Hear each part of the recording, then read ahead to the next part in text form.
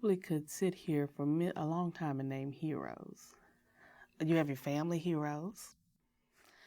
I have two grandmothers who did not have the education, who were maids, who just, they pushed us so much.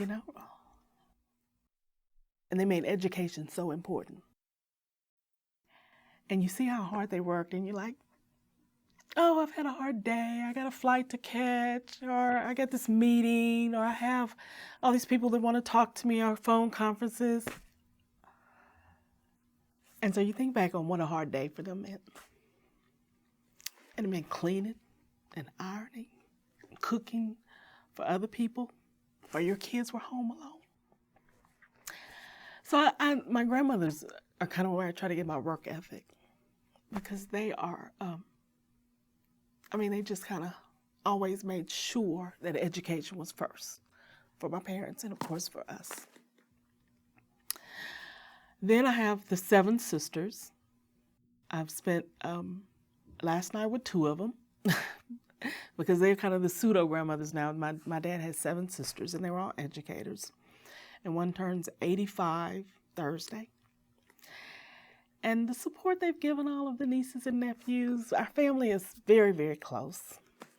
And just they were all teachers and professionals, and but still worked very, very hard and lived through some really tough times that I don't have to experience, and it's all because they did it for me.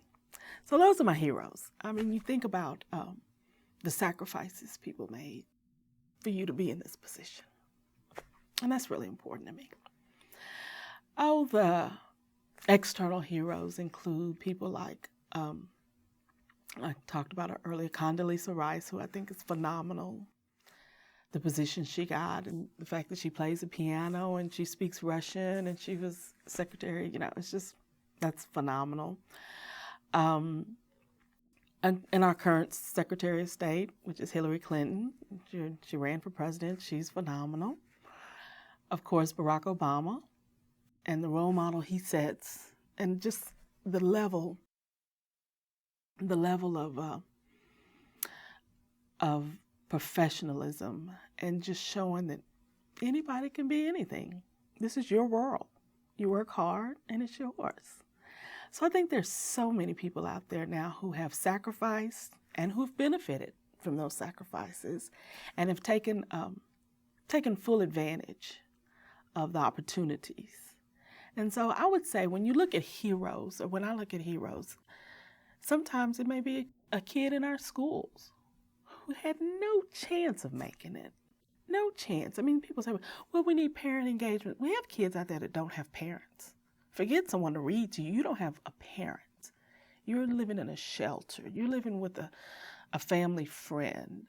And you still stay up late at night with no air or no lights, and you make straight A's, and you sacrifice. So whenever you see these stories and you realize, God, it's so easy for me, how could I, dare boast or think that there's anything special about me? Look at all the support I've had.